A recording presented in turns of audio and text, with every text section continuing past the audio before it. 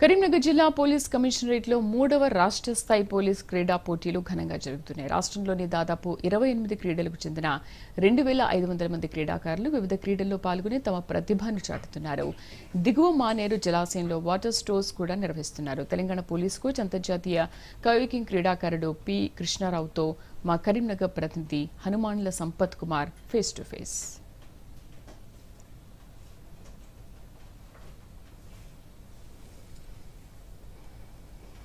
తెలంగాణ రాష్ట్ర స్థాయి పోలీస్ క్రీడా పోటీలు కరీంనగర్ జిల్లాలో విజయవంతంగా కొనసాగుతున్నాయి.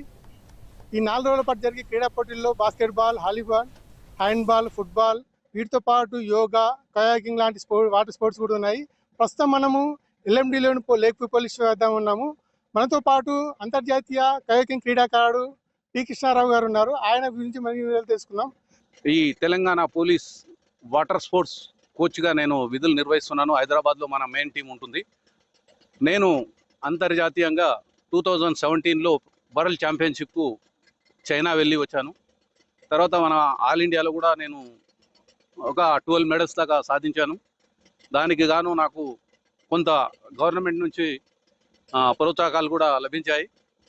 అది కాకుండా మనకి ఇప్పుడు కొత్తగా వచ్చే ఏదైతే రిక్రూట్స్ ఉన్నారో తెలంగాణలో యంగెస్ట్ పోలీస్, ఇండియాలో తెలంగాణ యంగెస్ట్ పోలీస్ ఉంది కనుక మనకు వాటర్ స్పోర్ట్స్కు ఎవరైతే యంగ్ బాయ్స్ కావాలో వాళ్ళు ఇప్పుడు సఫిషియెంట్గా మన దగ్గర ఉన్నారు. వాళ్ళు ఇంట్రెస్ట్గా స్విమ్మింగ్ వచ్చి ఉండి మనకి ఇంట్రెస్ట్ చూపించేసి వాళ్ళు ఈ గేమ్ ఎంచుకుంటే నేను వాళ్ళకి మెలకువలు నేర్పించి ఈ క్రీడలో ప్రావీణ్యం కలిగేలా చేయగలను. నేను ఇప్పుడు ప్రజెంట్ దగ్గర ఒక 20 సంవత్సరాల నుంచి ఈ గేమ్లోనే ఉన్నాను. 2017 వరకు కూడా నేను ప్లేయర్గా పార్టిసిపేట్ చేశాను. 2006 all India police water sports ఛాంపియన్షిప్లో గోల్డ్ మెడల్ సాధించాను. తర్వాత 2005, 6, 7, 8, 9, 10 కంటిన్యూ నేను మెడల్ సాధించాను. తర్వాత నేను కోచ్గా తీసుకున్నాక కూడా చాలా మెడలు మన ఉమ్మడి రాష్ట్రంలో ఉన్నప్పుడు కూడా చాలా మెడల్స్ సాధించాం.